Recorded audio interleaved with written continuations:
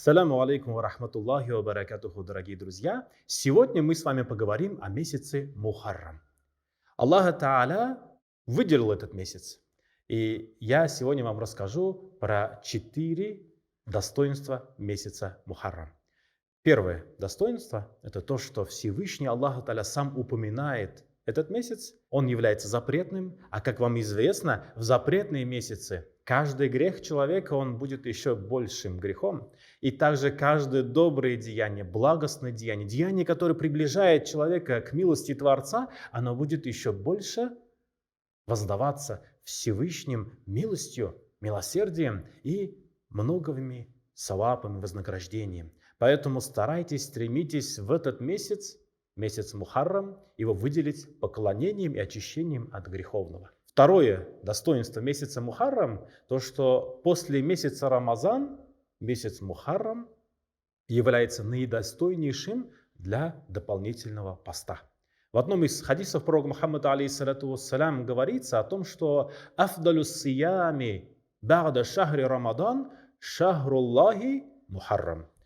После месяца Рамазан самым достойным месяцем для поста является пост в месяц Мухаррам.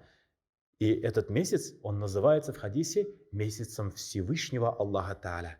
И если этот месяц Всевышнего Аллаха Тааля, а так оно и есть, то Аллах Тааля сам непременно воздаст несметными своими благами и вознаграждением. Так что не упустите эту возможность. Третье достоинство месяца Мухаррам. В этот месяц Аллах Тааля освободил от многих гнетов тиранов, от многих бед, напастей, несчастий пророков, благостных, искренних людей. Аллах Тааля не спосылал свою милость, свою помощь и освобождал от гнета, от испытаний и открывал дорогу к своей милости для многих пророков.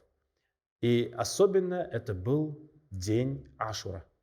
День Ашура, 10-й день месяца Мухаррам, который желательно держать пост. Пост в день Ашура является сунной, является дополнительным действием и также является за день до этого или после этого дня также желательно держать пост. То есть 9-го, 10-го, можно и 11-го, 3 дня подряд, и это будет перед Всевышним очень благостным деянием. Когда пророк Мухаммад алейхиссалату вассалям переселился в Медину, он увидел, что евреи города Медины, они постились в этот день. И он спросил, а почему вы выделяете этот день своим таким великим поклонением, как пост? На что евреи сказали, мы выделяем в качестве благодарности Всевышнего Аллаха Тааля, потому что в этот день Аллах Тааля, наш народ, и Мусу алейхиссалям, Моисея, мир ему, освободил от гнета фараона. Аллах Тааля освободил нас, Аллах Тааля помог, отправил свою несметную помощь.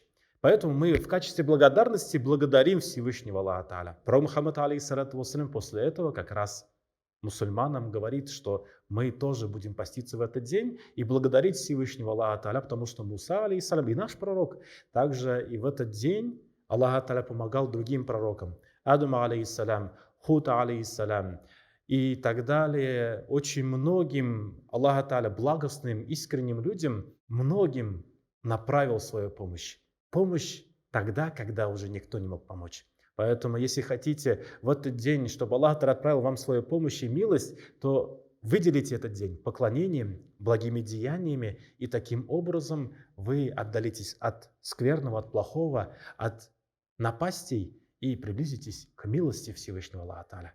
И четвертое достоинство – это достоинство того, что месяц Мухаррам является первым месяцем мусульманского календаря, то есть с первым днем Мухаррама начинается Новый год.